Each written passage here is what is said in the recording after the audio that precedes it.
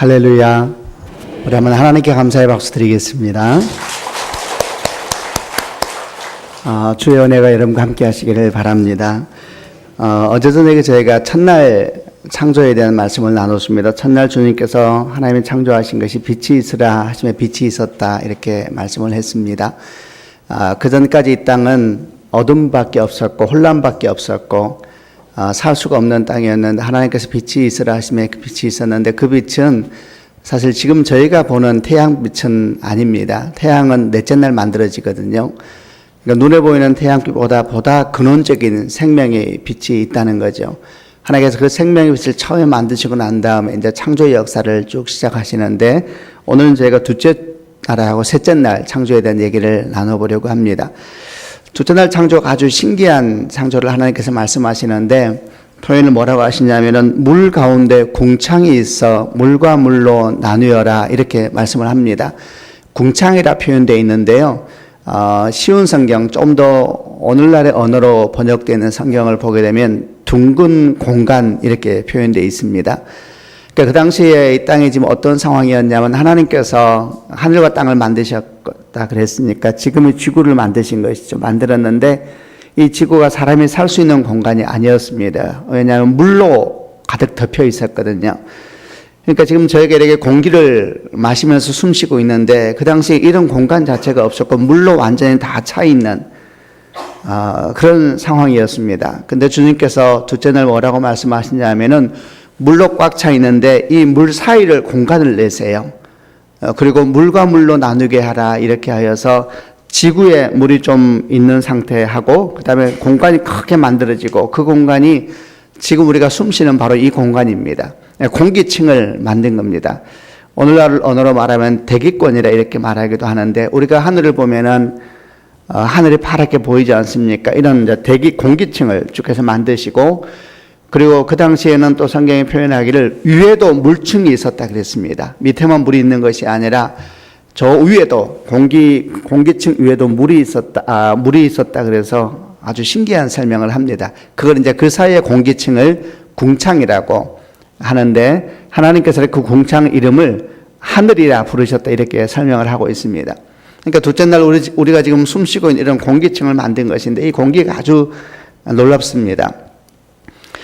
공기라는 것이 이렇게 보면은 하나도 보이지가 않습니다. 지금 우리가 사실은 호흡하고 있는데 보이는 게 없잖아요. 그런데 보이지 않는다 그래서 없는 게 아닙니다. 이 공기가 어떻게 구성이 되어 있냐면은 질소가 78%, 산소가 21%, 그리고 이제 그런 나머지 기체가 1% 되어 있어서 우리가 숨 쉴 수가 있는 겁니다.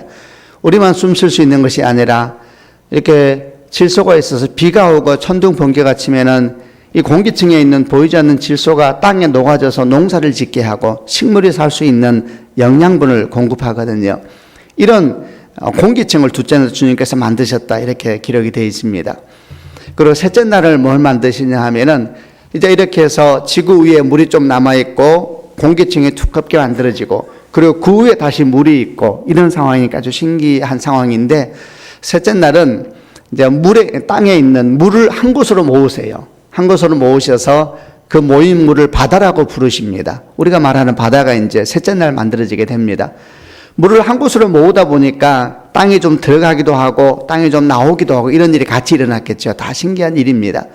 그래서 한쪽으로 모아서 좀 땅이 들어간 곳에 물이 많이 모이니까 그걸 바다라 부르시고 물이 다 모이게 되니까 처음으로 땅이 드러나게 됩니다. 셋째 날 땅이 드러나요.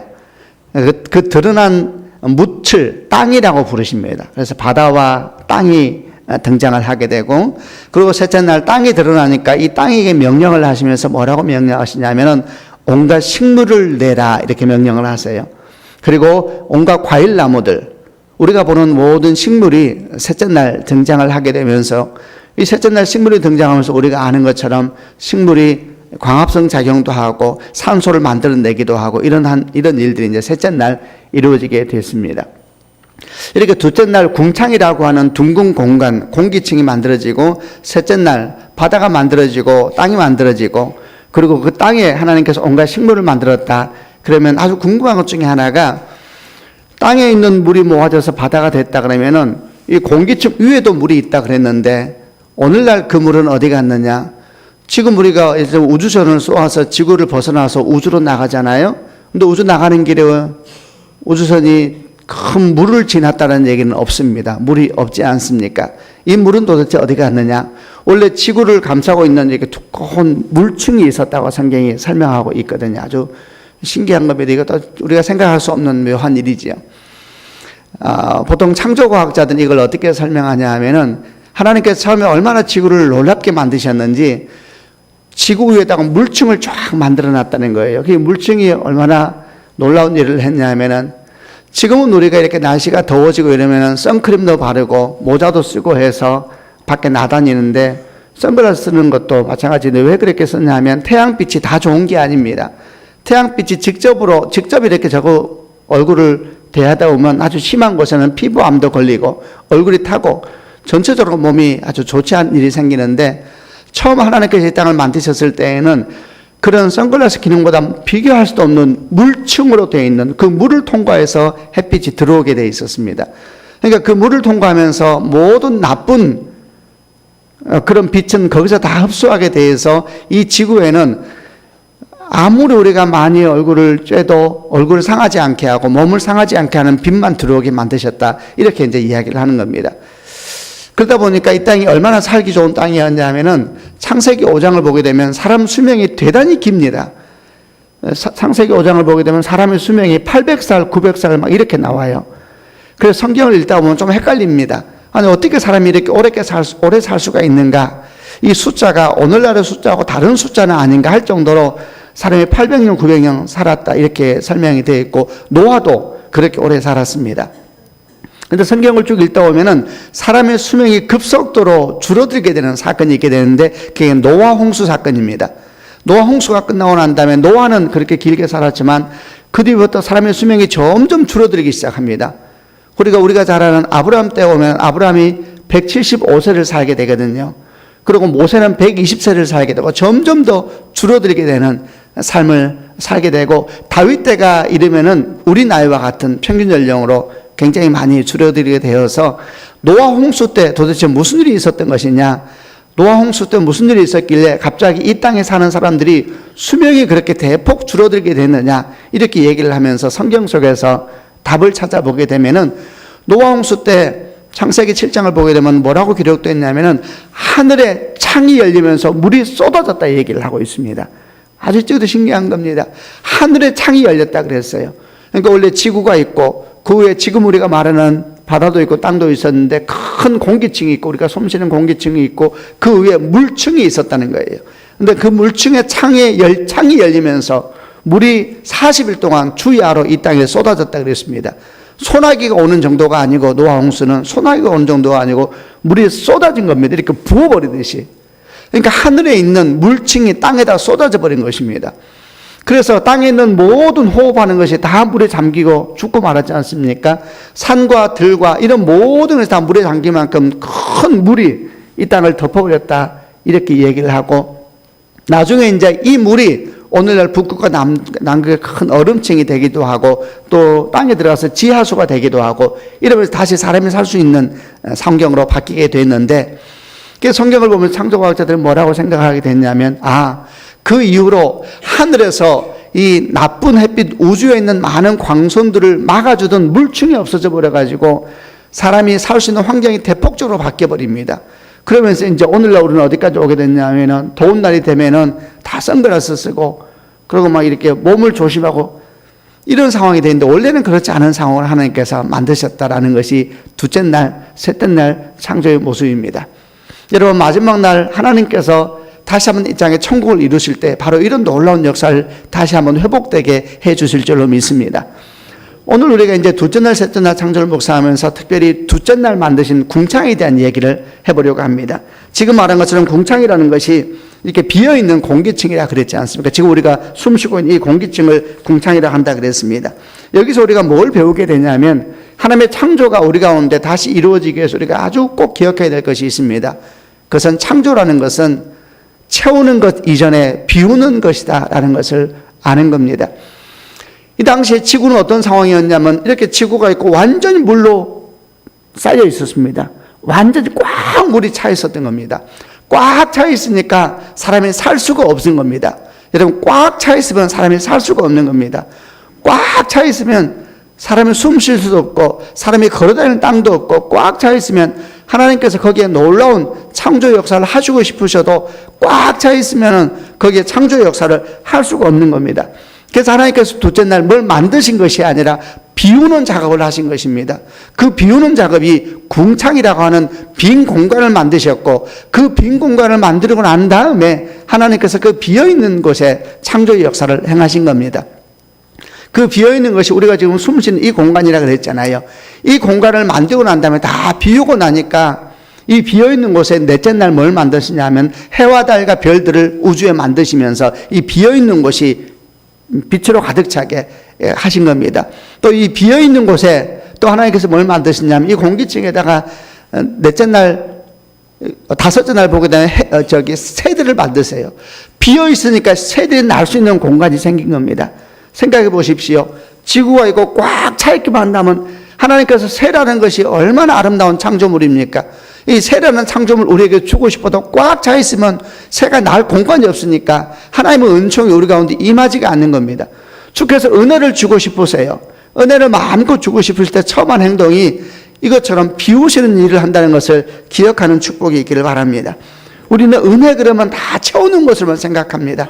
그래서 다 채워지기를 원해요. 모든 기도가 다 응답받기를 원하고 우리가 원하는 모든 것이 다 이루어지기를 원하는 마음이 우리 가운데 있습니다. 우선 여러분 축복합니다. 여러분 기도가 다 응답되는 축복이 있기를 바랍니다. 그러나 여러분 조금만 생각해 보십시오. 모든 기도가 다 응답받는 것이 복이 아닙니다. 우리가 원하는 대로 다 되는 것이 복이 아닙니다. 우리가 원하는 대로 모든 게 꽉꽉 채워지게 되면은 거기에 하나님께서 큰 복을 주셨다 생각할지 몰라도 그렇지 않습니다. 오히려 성경은 말하기를 복을 주기 위해서 비우세요. 계속 비우세요. 내려놓게 하고 포기하게 하고, 때로는 그 비우는 과정이 얼마나 슬픈지 몰라요. 왜냐하면 우리가 원하는 대로 기도 응답을 안 해주시는 과정이기 때문에 그런 겁니다.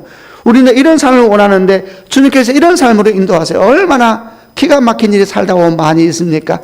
그러면 마음이 텅 빈 것 같고 죽을 것 같고, 그래서 나는 더 이상 살 수 없는 것 같은 공허함이 마음에 가득 찰 때가 많이 있습니다. 그러나 하나님께서 그걸 비우게 하시는 것입니다. 비우고 난 뒤에만 그 뒤에 거기에 채우시는 역사가 하나님 창조의 역사이기 때문에 그런 것입니다. 창세기 1장 2절에서 물이 꽉 차 있을 때는 어떤 상황이라 그랬습니까? 땅이 혼돈하며 공허하며 흑암은 기품이었고 하나님의 영은 수면에 운행하신다. 어제 저희가 성령이 처음에 어떻게 등장하냐 그러냐면 지구가 있고 물이 꽉 차 있어서 하나님이 일하실 수가 없으니까 계속 밖으로 돌고만 있으시다 그랬어요. 물 위로 계속 운행하고 계세요. 하나님이 들어가기 원하시는데 왜 못 들어가느냐? 공간이 하나도 없으니까, 꽉 차 있으니까. 사람의 마음이 꽉 차 있으면 하나님의 역사가 일어날 수가 없는 것입니다. 여러분, 이런 하나님의 역사는 지금도 똑같다는 것을 기억하시기를 바랍니다. 지금도 하나님 우리 삶에 하나님의 공간을 만드세요. 이 하나님의 공간을 만드셔야지, 이 공간을 만드셔야 일을 하시기 때문에 그런 것입니다. 그러면은 이 둘째 날 궁창이라는 창조의 역사가 아주 기가 막힌 것이죠. 그렇지 않습니까? 이 궁창이 없으면 살 수가 없습니다. 우리가 호흡을 못한다 그랬지요. 그럼 이 궁창이 하나님의 공간인데 이 하나님의 공간을 어떻게 하면 만들 수가 있을까? 오늘 우리 삶에 아주 단순합니다. 그것은 우리 마음이 세상으로 가득 차 있으면 안 되는 것입니다. 내 생각, 내 꿈, 내가 원하는 마음으로 가득 차 있으면, 꽉 차 있으면 하나님께서 일하기 원해서도 여러분 일할 수가 없는 겁니다. 그래서 하나님께서 축복하실 때는 그 마음에 꼭 하나님의 공간을 만드는 일을 먼저 하세요. 예를 들면 아브라함을 한번 생각해 보시길 바랍니다. 창세기 12장 1절을 보게 되면 하나님께서 아브라함을 부르셔서 본토 친척 아버지의 집을 떠나 내가 너에게 줄 땅으로 가라, 이렇게 말씀을 합니다. 아브라함이 누굽니까? 믿음의 아버지입니다. 하나님께 처음 요구하신 것이 너의 본토 친척 아버지의 집을 떠나라, 네 고향을 떠나라 그랬습니다. 그래서 아브라함이 이 말씀을 따라 고향을 떠납니다. 그리고 하나님의 약속하신 땅을 향해서 걸어가게 되는 겁니다. 이게 얼마나 놀라운 일인지 모릅니다. 아브라함 때가 지금부터 4,000년 전으로 봅니다. 지금부터 4,000년 전이면 얼마나 오래전 이야기입니까? 지금처럼 나라가 치안이 바르게 되어 있지 않습니다. 경찰력이 있을 때가 아닙니다. 그래서 이 보호를 어떻게 받았냐면 가족과 친척들이 서로가 서로에게 보호가 되는 겁니다. 그래서 가족끼리 모여 살고 친척끼리 모여 살았습니다. 그게 서로가 서로에게 보호벽이 되는 거예요. 누구 와서 공격하면 친척들과 가족들이 힘을 모아서 싸워서 물리쳐야 됐습니다. 지금처럼 경찰력이 없을 때니까 친족과 가족이라는 것은 내 보호막이고 내 안전망이고 이런 것인데 하나님께서 그걸 떠나라 그래요. 더 이상 세상 사람으로 친척으로 네 안전망을 삼지 마라. 사람으로 네 안전망을 삼지 마라. 내가 너의 안전망이 되겠다. 내가 너의 호흡이 되겠다. 내가 너를 보호하고 내가 너를 입히고 내가 너와 함께 하겠다. 이렇게 말씀하시는 것이 너의 본토 친척 아버지 집을 떠나라는 이야기입니다. 이를 가만히 생각해 보십시오. 갑자기 하나님께서 오셔서 더 이상 세상 사람들을 의지하지 말라고 그래요. 사람들 찾아가서 자꾸 그렇게 사람의 힘을 의지하자 하지 말고 오히려 그것을 다 내려놓고 하나님께 기도하라. 똑같은 이야기죠. 나는 그동안 사람을 찾아다니며 사람을 의지했는데 갑자기 사람을 놓으라 그러면은 이런 마음이 어떻게 되겠어요? 마음이 너무 허무한 겁니다. 사람을 찾아가서 도움을 청해야 될 것 같고 여기저기 가서 뭐라도 하면서 도움을 청해야 될 것 같은데 하나님께서 그거 하지 마라 그러세요. 그거 하지 말고 우리 쉽게 말하면 뇌물 주지 말고 이렇게 저기 가서 하지 말고 하나님 앞에 정직하게 살아라. 여러분 정직하게 사는 것은 굉장히 어려운 겁니다. 사업하면서 정직하게 사는 것은 사람들이 말하기를 망하는 길이라 그래요. 그런데 하나님께서 정직하게 살아라 그래요. 그러면 사람 마음이 아주 힘든 것입니다. 이게 뭐냐면 마음이 무너지는 것이고 빈 공간을 만드는 겁니다. 이제 더 이상 그렇게 사람을 의지하지 말고 사람의 방법대로 살지 마라. 그 대신에 새벽을 깨우며 기도하고 눈물로 기도하고 믿음으로 살아라. 이렇게 요구하는 거랑 똑같은 겁니다. 이렇게 놓으라 그러니까 그런 과정이 뭐냐 하면은 하나님의 공간을 만드는 거예요. 마음이 텅 비는 것이죠. 좀 더 말해보겠습니다. 창세기 22장을 가게 되면 좀 더 구체적으로 나오는데 하나님께서 아브라함에게 이제 이삭이라고 하는 아들을 주고 난 뒤에 있었던 일입니다. 어느 날 하나님께서 아브라함에게 오셔서 네 아들 이삭을 내게 번제로 바치라 그래요. 번제라는 것이 뭐냐 하면은 죽여서 제물로 바치라는 얘기입니다. 옛날에는 자식을 죽여서 신에게 제물로 바치는 종교도 있었어요.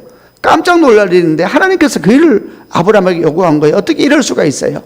하나님이 선물로 주신 아들을 갑자기 제물로 달라 그래요. 죽이라는 거예요. 기가 막힌 일이죠. 한번 이를 생각해 보시길 바랍니다. 아브라함에게 이삭은 뭔가 가장 중요한 겁니다. 여러분에게 가장 중요한 게 뭡니까? 저도 제 아이입니다. 저 아이 둘이 있고 이제 다 대학생 나이거든요. 얼마나 여러분 자녀하면 얼마나 귀합니까? 근데 아브라함에게는 아들 하나밖에 없는데 그 아들을 달라 그래요. 아브라함 마음이 얼마나 무너졌겠습니까? 그럼 도대체 하나님께서 왜 도대체 이삭을 달라고 그러시는 것일까? 하나님이 이삭이 행복한 것에 대해서 마음이 상하신 것일까? 그럴 수가 없지요. 하나님이 이삭을 시기하신 것이 아닙니다. 하나님은 정말 아브라함에게 복을 주길 원하세요. 아멘 하십시오. 아브라함만 복을 주는 것이 아니라 아브라함의 아들 이삭도 복을 주고 싶어 하세요. 근데 아브라함에게 복을 주고 싶어 하는데 지금 아브라함이 어떤 상황이냐면 뭐로 마음이 꽉 차 있어요. 마음에. 얘기했잖아요. 꽉 차 있으면 복을 줄 수가 없어요. 꽉 차 있으면은 하나님은 밖에서 계속 맴돌기만 하세요. 하나님께서 그 인생에 큰 복을 주고 싶어 하시니까 하나님께서 둘째 날 궁창을 만든 것처럼 아브라함 마음에 하나님의 공간을 만들고 싶어 하세요. 이때 아브라함 마음에는 뭐로 꽉 차 있었냐면 아들로 꽉 차 있었어요. 100세에 낳은 아들이니 얼마나 이쁘겠어요. 100세에 낳은 아들이니 다 그 아들을 위해서 사는 것입니다.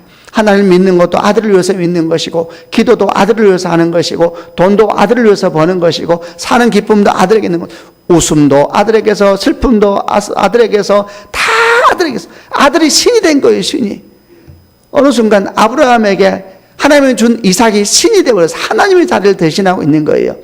하나님을 믿는다고 말하지만 사실 하나님이 더 중요하지 않고 어느 순간 이삭이 더 중요해버린 거예요. 여러분 생각해 보세요. 하나님은 아브라함을 정말로 사랑하십니다. 아멘입니다. 정말로 상상할 수가 없습니다. 여러분 하나님은 우리보다 우리를 더 사랑하세요. 이걸 믿으셔야 합니다.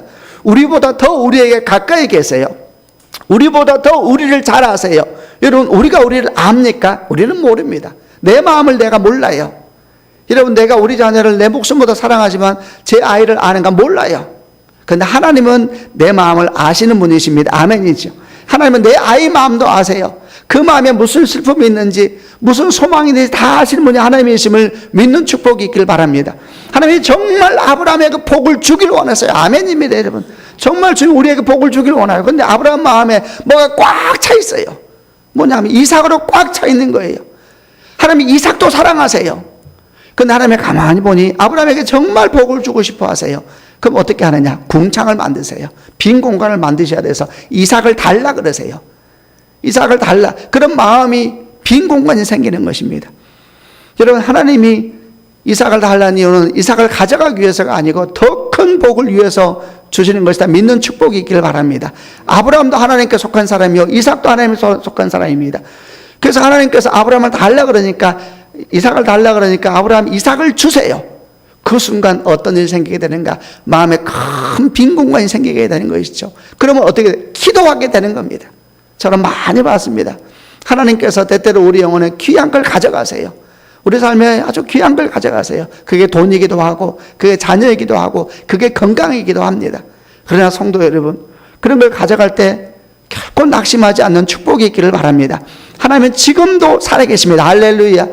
그분이 가져가시는 것은 더 큰 복을 주시기 위해서 가져가시는 것입니다. 그게 둘째 날 궁창을 만드신 하나님의 역사인 것입니다. 하나님의 공간을 만드실 때에 그 공간을 통하여 놀라운 역사를 이루게 될 줄로 믿습니다. 여러분, 저는 모태신앙이 아닙니다. 우리 어머님은, 저희 가족 얘기를 조금만 하는 걸 이해해 주십시오. 저희 어머님은 절에 다니면서 4월 초팔 되면 항상 이렇게 막 다 한국 사람, 어머님들 그랬지요. 그리고 물도 넣고 제사 지내고 막 그런 분이셨는데, 저는 참고로 저희 아버님이 7살 때 돌아가셨어요. 그래서 저희 어머니가 지금 돌아오면 아주 이른 나이에 시집을 오셔서 30대에 천하 과부가 되셨습니다. 30대에 아들 5 데리고 과부가 됐는데 살 수가 없어서, 저희 고향이 전남 신안이거든요. 그래서 거기서 아들 5 데리고, 뭐 어른들 너무 잘 아실 거예요. 옛날에 다 그렇게 살았잖아요. 아들 5 데리고 살기 위해서 부산까지 갔는데 우리 어머니가 안 해본 일이 없어요. 정말 다 해봤어요. 저는 다 알아요. 저희 어머니는 노동판에서 일해오고, 옛날에 화장실 다 재래식이었는데 돈이 없어서 우리가 전세 살 때도 우리 어머니가 그 똥을 직접 다 푸셨어요. 저는 그거 다 기억해요. 그래서 제가 그렇게 살다 보니까, 그러니까 이제 호르몬니엠에 제가 아주 효자입니다. 뭐 보기에는 어떻게 보이실지 몰라도 제가 저희 어머니를 아주 사랑하고, 그래서 제가 꿈이 뭐였냐면 우리 어머니 행복하게 해주는 게 제 꿈이었습니다. 저희 가족들 얼굴에 미소를 보는 게 제 꿈이었습니다. 그래서 항상 제 마음에 어머니가 꽉 차 있었습니다. 항상 어머니. 돈을 버는 이유도 어머님을 위해서. 우리 어머니가 어떻게 사는지 제가 다 아니까. 제가 어렸을 때 저희 어머니가 너무 아파가지고 돌아가셨다는 얘기를 제가 전해드렸거든요. 그런데 나중에 살아계셨죠. 돈이 없어서 집에서 막 다 제가 기억을 해요. 그러니까 항상 제 마음에, 항상 제가 이제 예수를 믿게 되고 하나님의 기가 막힌 은혜로 이제 제가 목사를 부르심을 제가 알게 됐습니다. 다 주의 전적인 은총입니다. 근데 여러분, 재미있는 것이 목사가 돼서도 제가 엄마를 못 놓는 거예요. 제 꿈은 우리 엄마 행복하게 해주는 거예요. 어느 정도였냐면 연애를 하게 됐습니다. 지금은 제 아내를 만났는데, 제 아내하고 딱 연애를 하니까 결혼을 하고 싶더라고요. 근데 가만히 생각해 봤어요. 결혼하면 며느리하고 시어머니가 자꾸 싸운다 그러더라고요. 그래서 저는 저희 엄마를 위해 사는 사람인데 결혼을 싸우면 어떻게 하나. 저는 100이면 100 우리 엄마 편이라는 걸 제가 알고 있었어요. 근데 제가 우리 엄마 편을 들 건데 그래도 계속 싸우면 어떻게 하느냐. 그러면 이혼해야지요. 이런 생각이 제가 가지고 있었어요. 그래서 제가 제 여자친구한테 말을 했습니다. 내가 당신과 결혼을 하고 싶은데 한 가지 조건이 있다. 그러니까 뭐냐, 그래서 아이는 없었으면 좋겠다. 왜냐하면 제가 생각해 봤어요. 결혼해서 우리 아내가 싸우면은 나는 100% 우리 엄마 편을 들 것이고, 그래도 해결 안 되면 나는 이혼해야 되는데 이혼할 때 뭐가 문제일까? 애가 문제겠더라고요. 그래서 제가 애 안 낳겠다고, 미리 애를 안 낳고 내가 결혼을 하고 싶다. 그러니까 세상에 우리 아내가 그래서 좋다 그러더라고요. 그만큼 제가 좋았던 거지요. 그래서 결혼을 하겠다 그러더라고요. 그래서 제가 결혼을 했습니다. 이게 말이 되는 얘기입니까? 여러분, 저 목사 되겠다고 했던 사람입니다. 그때도 주님께서 저를 부르셨어요. 그래서 제가 신학대학원을 다니기 시작했습니다. 목사 되기 위해서 3년 동안 훈련 받잖아요. 훈련 받는데 1년, 2년 항상 제 마음에는. 근데 우리 어머니가 저를 유난히 사랑하셔서 그때도 부산에서 아주 장사를 하시면서 또 포장마차 하고 계셨거든요. 우리 어머니가 힘들면 꼭 저녁에 저한테 전화를 하세요.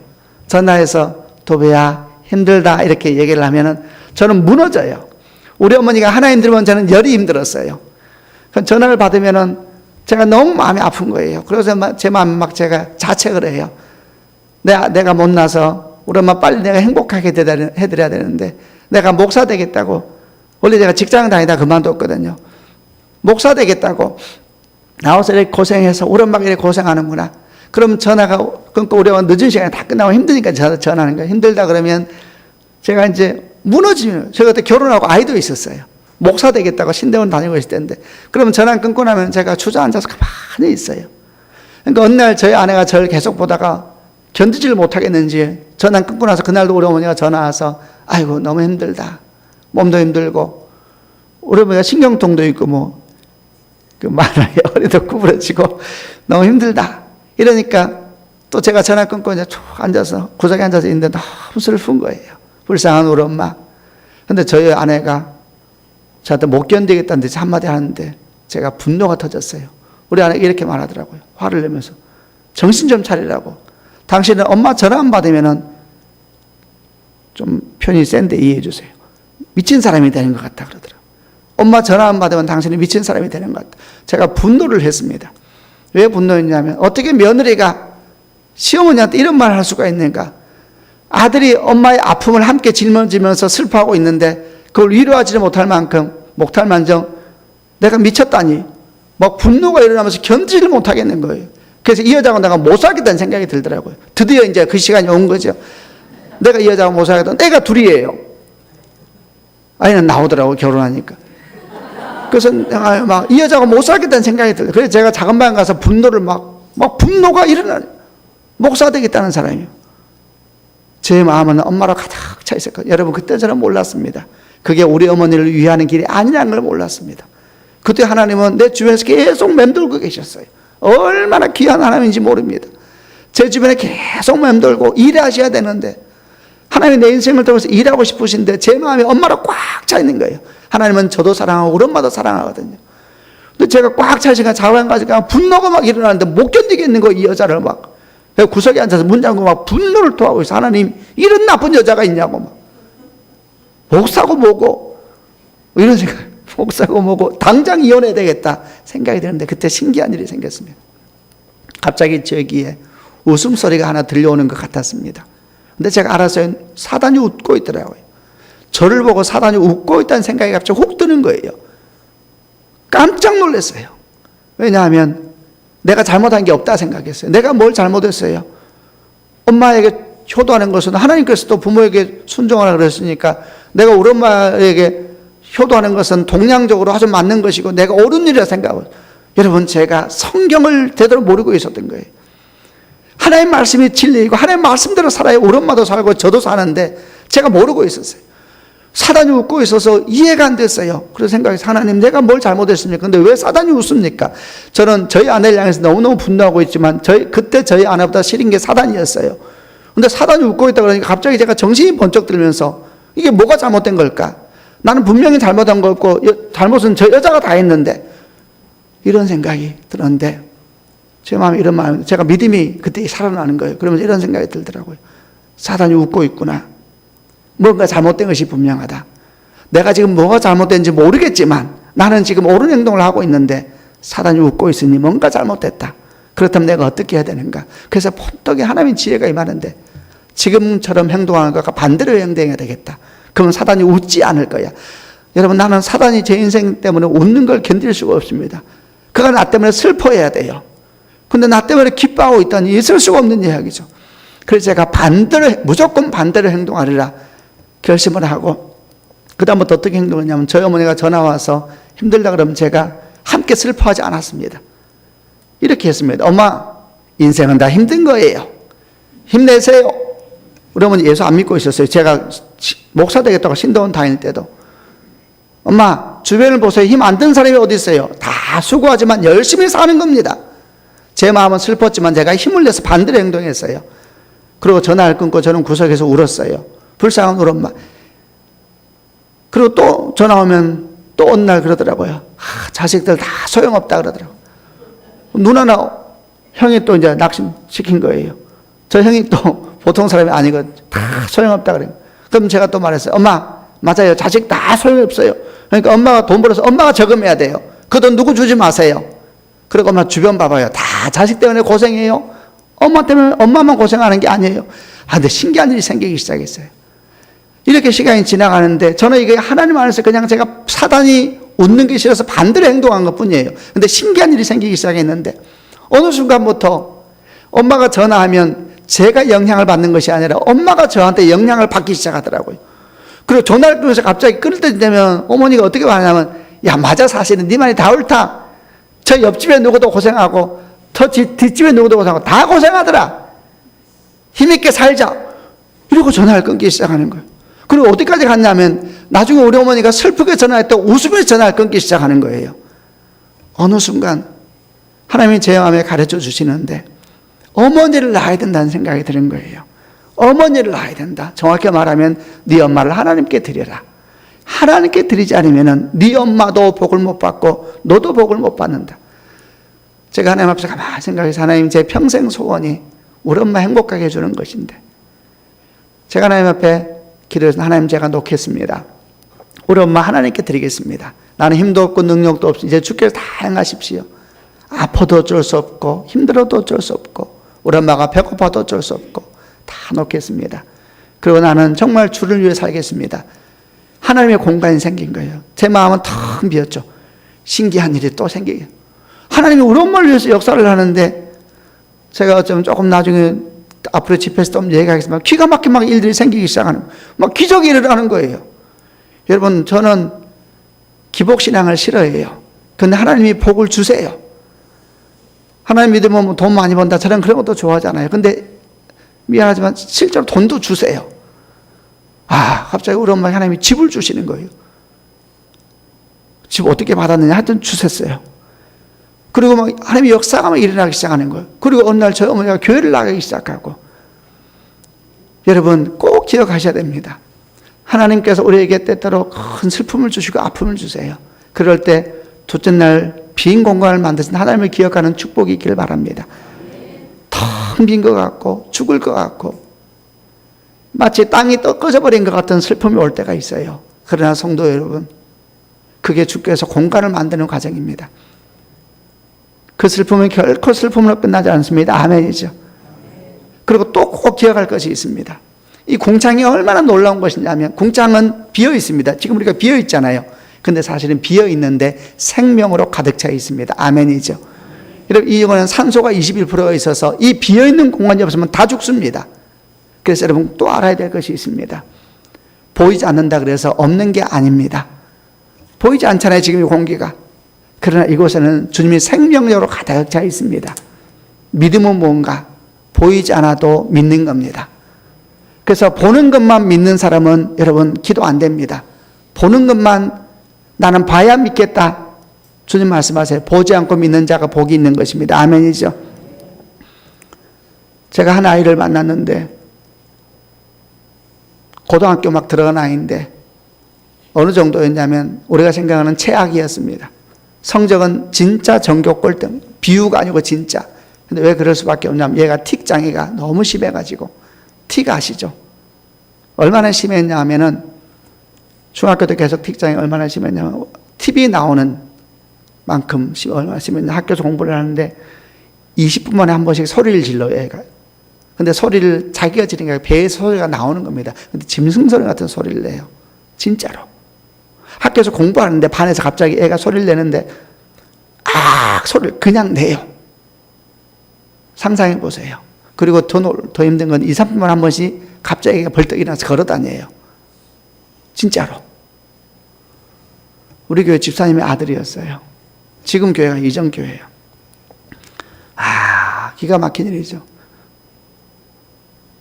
점점 이제 심해지고 엄마가 많이 기도하는 엄마입니다. 여러분, 엄마가 기도해도 힘든 일은 있는 겁니다. 어느 날 저를 찾아와서 제가 엄마가 만나서 만났는데, 참 답이 없더라고요. 제가 만난 아이들 중에 제일 상황이 안 좋다는 생각이 들어요. 얘가 무슨 소망이 있을까. 그래도 제가 목사니까요. 그런데 목사는 이게 축복하는 거잖아요. 그래서 제가 축복해 줬어요. 하나님 너와 함께 있을 것이다. 요한복음 9장을 가지고 제가 축복했어요. 많은 일들이 있었더라고요.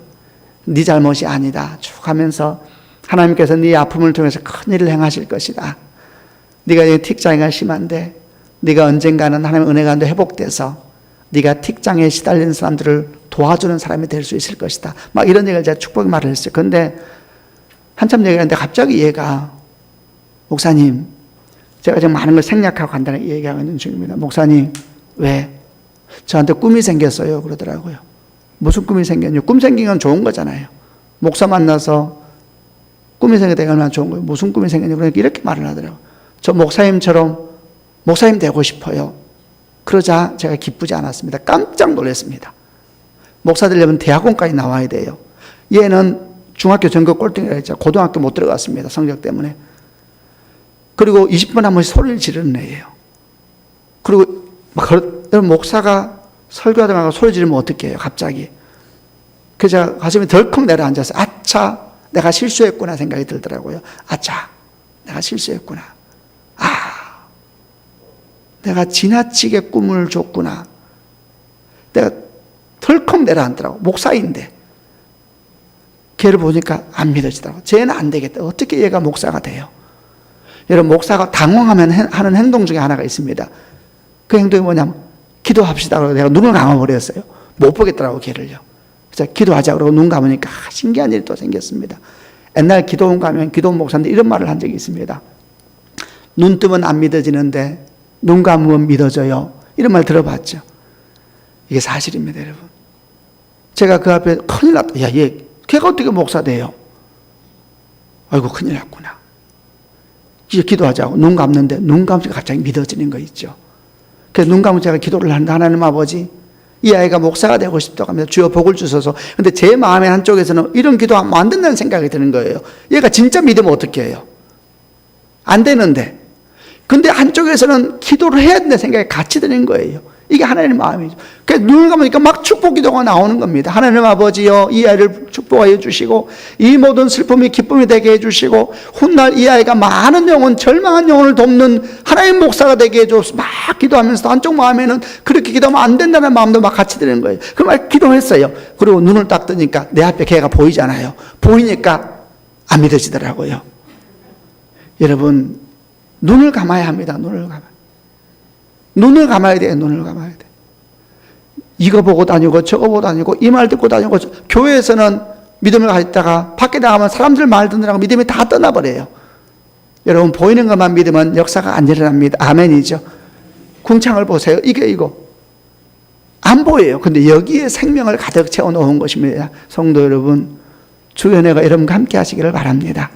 두 가지를 여러분 이 아침에 전해드렸습니다. 첫 번째, 하나님께서 빈 공간을 만들 때가 있어요. 큰 슬픔이 오고 아픔이 오고 눈물이 오고 주님이 놓으라 그러세요. 여러분 자녀를 놓으세요.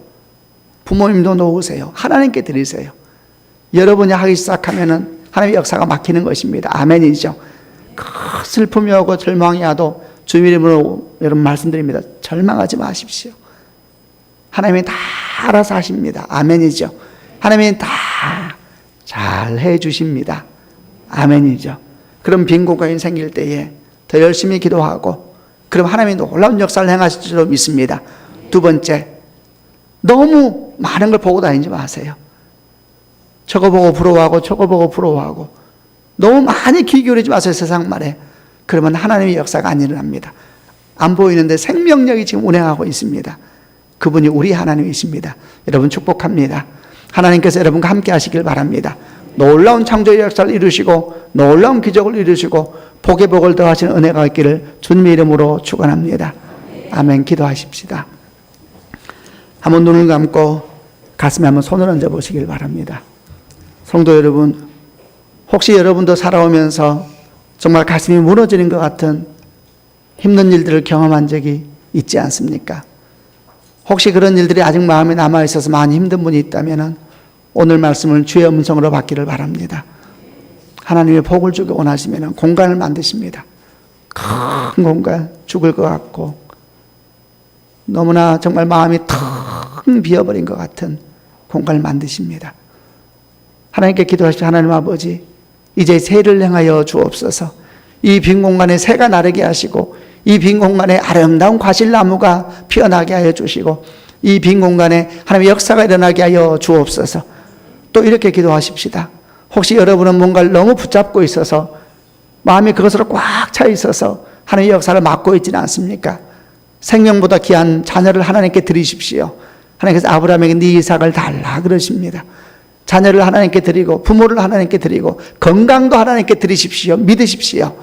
하나님 아버지 주께 드리오니 세를 행하여 주시고 이 빈 공간 가운데 하나님의 놀라운 역사가 있게 하여 주옵소서. 같이 한번 통성으로 하나님께 기도하겠습니다.